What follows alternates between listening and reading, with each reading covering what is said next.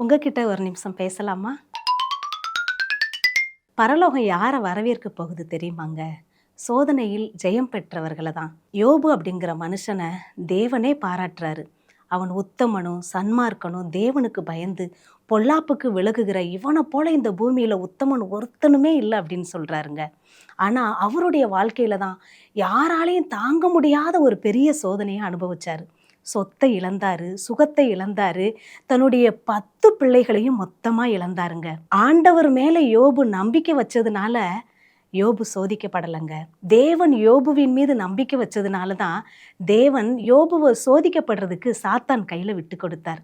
இன்னைக்கு உங்க வாழ்க்கையில தாங்க முடியாத சோதனையா இருக்குதே, அடி மேல அடி விழுகுதே, இந்த பாரம் எப்பொழுது எனக்கு மாறும் அப்படின்னு சொல்லி கண்ணீரோட நீங்க போய் கொண்டிருக்கிறீங்களா?